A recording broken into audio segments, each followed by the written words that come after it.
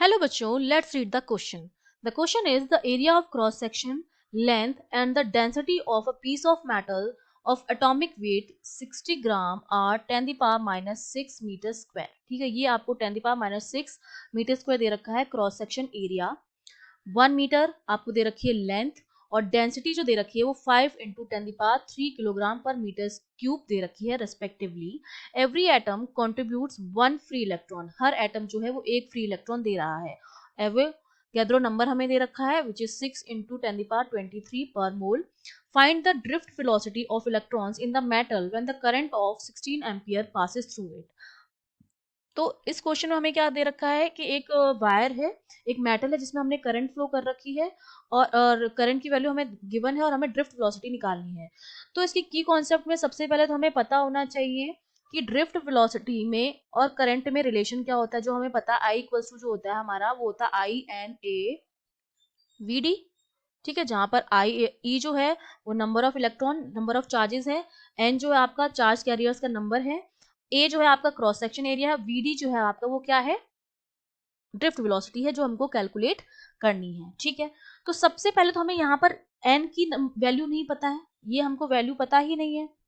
तो सबसे पहले तो हमें एल कैलकुलेट करना पड़ेगा. नंबर ऑफ एटम्स हमको कैलकुलेट करने पड़ेंगे कि पर यूनिट वॉल्यूम में नंबर ऑफ एटम्स हैं कितने. एन की जब हम वैल्यू कैलकुलेट करते हैं तो सबसे पहले तो नंबर ऑफ मोल निकालेंगे. हम मोल कैसे निकालते हैं, given mass upon molar mass. और उसके बाद हम निकालेंगे, ये तो हमने निकाल लिया मोल. ठीक है, कितना मोल है. ठीक है, नंबर्स को निकालने के लिए हम उसको इनटू करते हैं एवोगैड्रो नंबर से. और पर यूनिट वॉल्यूम हमें अगर नंबर निकालने हैं तो हम उसको डिवाइड कर देंगे वी से. तो ये हमारे पास आ जाएगी स्मॉल एन की वैल्यू कि हमारे पास पर यूनिट वॉल्यूम में कितने एटम्स हैं या कितने इलेक्ट्रॉन्स हैं. तो ये सबसे पहले हम ये कैलकुलेट करेंगे. इसकी वैल्यू हम कैसे निकालेंगे, इसकी वैल्यू हम निकाल लेते हैं. यहाँ पर पुट कर देंगे वैल्यू m अपॉन एम जो हो जाएगा, m अपॉन वी जो हो जाएगा आपकी डेंसिटी बन जाएगी.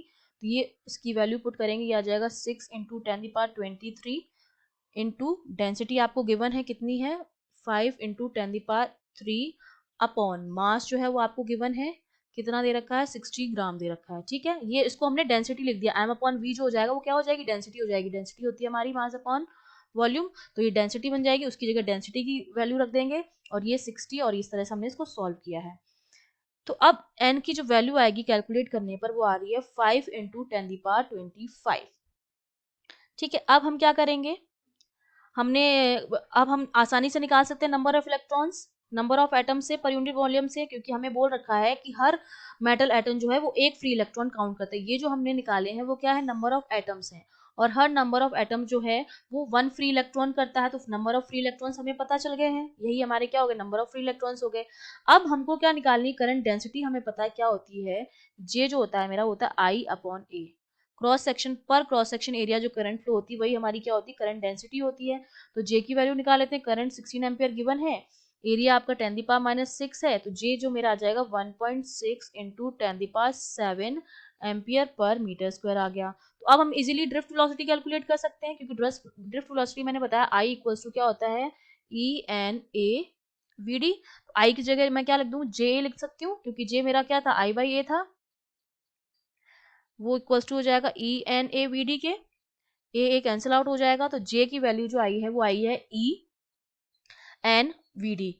तो यहाँ से इसको इधर लेके आ जाएंगे तो ये मेरा हो जाएगा जे अपॉन ई एन जो हो जाएगा वो मेरा क्या हो जाएगा, वीडी हो जाएगा. अब मुझे सबकी वैल्यू पता है तो मैं वीडी इजीली निकाल सकती हूँ.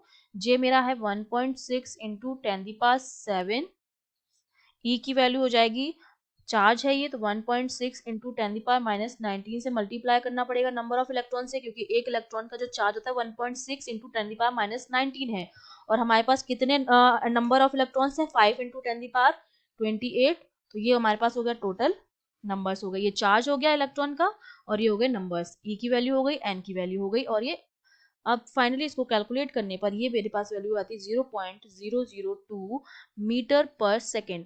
लेकिन हमारे जो ऑप्शंस दे रखे हैं हमको वो हमें दे रखे हैं मिलीमीटर और सेंटीमीटर में. तो जब इसको हम कन्वर्ट करेंगे तो ये मेरा हो जाएगा 2 मिलीमीटर पर सेकेंड इनवर्स. तो ये मेरे पास क्या आ गई है, ड्रिफ्ट वेलोसिटी आ गई है. तो हम अपने ऑप्शंस चेक करेंगे.